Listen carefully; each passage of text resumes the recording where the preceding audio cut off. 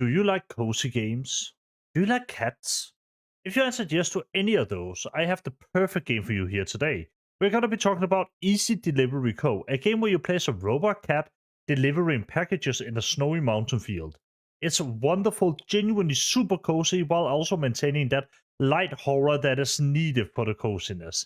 Anyway, let's get into it.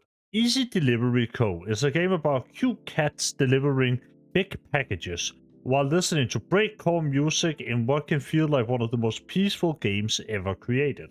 However, that is until you notice the VHS effect and the PlayStation 1 style graphics, where the game all of a sudden turns from being cute to being honestly kinda unsettling. You see, you'll be driving from town to town with your little car with bumpy physics and snowy weather, listening to some breakcore music while delivering packages. And the bumpy physics are really a big emphasis here. The package will go everywhere. You can duct tape them to the car, but it doesn't really matter if they're destroyed. You just re-pick them up and you don't really lose anything, not even time or anything. It's just kind of funny. That's honestly all there is to it. But what I want to focus on isn't really that, because that is very surface level. It is very easy to see that this game is a game about delivering packages. And getting its upgrades can be really fun, and sometimes just driving, chilling is a good experience. However, I think where the real meat and potatoes are here is within its atmosphere. You see, through the visual style that it has, the PSX, I think they're calling it nowadays, the PS1 style graphics and this low poly and some changes to kind of grimy filter over it, it becomes kind of unnerving.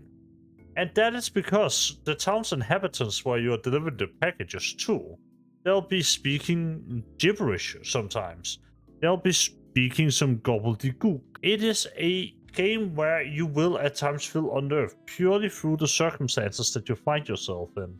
And while you're driving, the graphics might accidentally make it seem like you are looking at something that you aren't really looking at.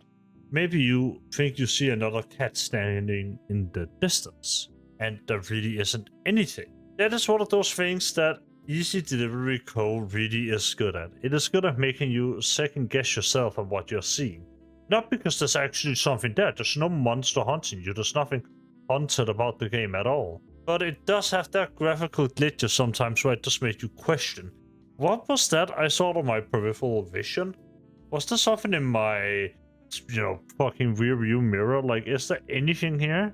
And the answer to all of that is usually no. However, sometimes you might think you see a cat, a white silhouette of a cat. Almost ghostly in nature, but it's hard to make out through the snow. And then as you make your way closer to it, you find out it's a little snow statue of a cat. It's really, really cute. And you can touch it, and touching it gives you a bob head of that cat. It's wonderful.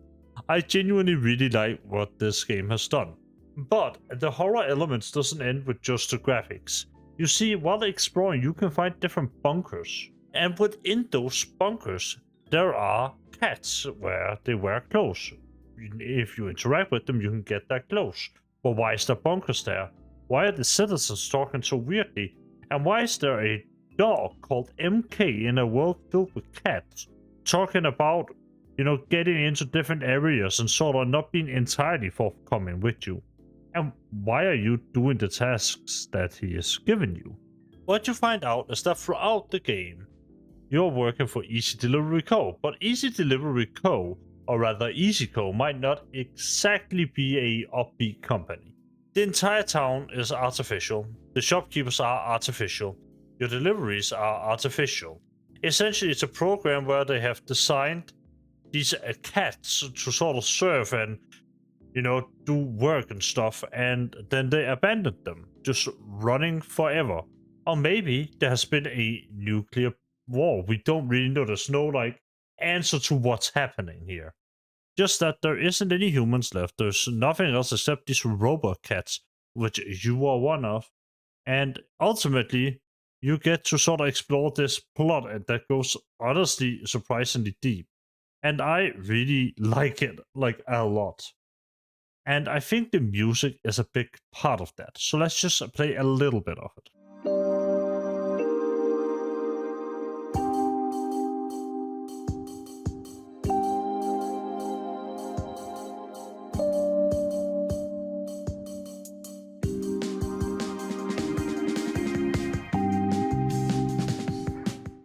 not only is the music good, but one thing I find like a really good feature, or really good choice to exclude, I should say, is a location of where you are on the map.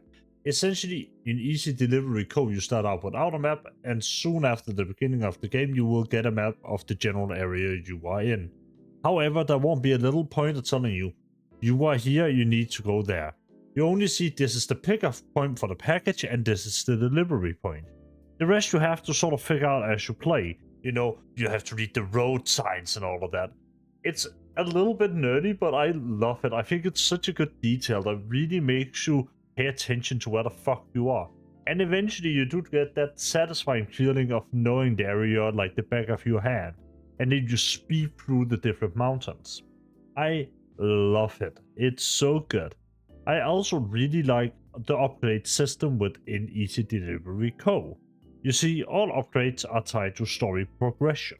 You see, at the beginning you might not necessarily wanna divert from the roads too much, but with a little bit of creativity and a little bit of progression, you will eventually be able to go full off-road when you're delivering your packages. And the reason why that is so cool is that it allows you to create these improvised shortcuts to get somewhere. For me, it's in one of the beginning towns, there's a little slope you can drive down off, and I think a lot of them are actually kind of intended, but I just didn't start using them until very late in the game, as you get a thing that allows you to literally fell trees with your car. There's also a bunch of other systems within Easy Delivery Co., or rather mainly one that I find super interesting.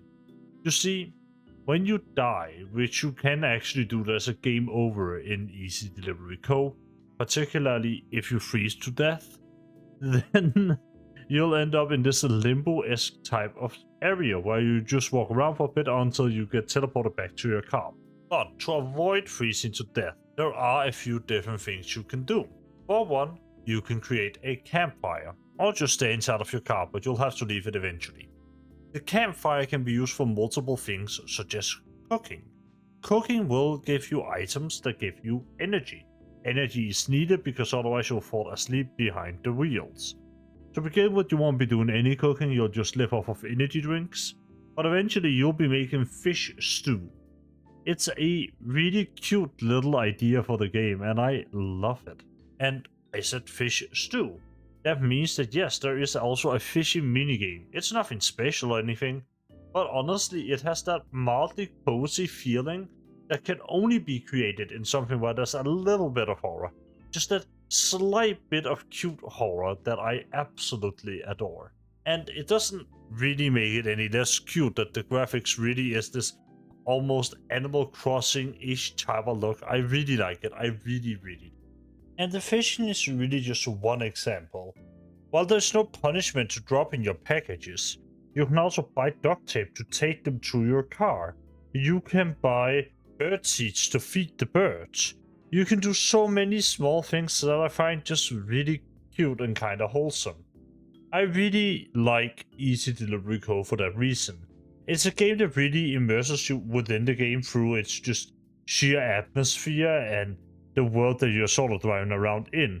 And while the gameplay loop is really simple, it can end up with some really fun moments while you're driving in the snow, be mildly scared, and then maybe, just maybe, you see something out of the corner of your eye, or you think you see something, but it's actually just nothing. It's really fun. And I really do like the idea of the story where it's like all of this big company abandoning the robot town of robot kitties and they're all by themselves, and you sort of end up getting some choices throughout the story of how things will continue to go. There's also a surprising amount of emotion and character and growth within the different characters that you'll meet. Like, when I booted up this game, the thing that I didn't expect was to emotionally connect with the robot dog. I honestly never saw that coming, but I did, and I am happy that I did. It's a wonderful game, and one that is 100% a recommendation for me. An absolute must play, especially if you like this low poly PSX style. I really like it, like I've said a lot, but that is about it for me today. I hope you enjoyed the video. I hope you are gonna be checking out Easy Delivery Co. I'll leave a link to it in the description. And with all of that being said, you know, do the YouTube stuff, leave a like, comment, subscribe, all of that. And just thank you for sharing your time with me today. It's one of those things that I can never quite say enough. Just thank you for being here, and I'll see you all in the next video. Bye.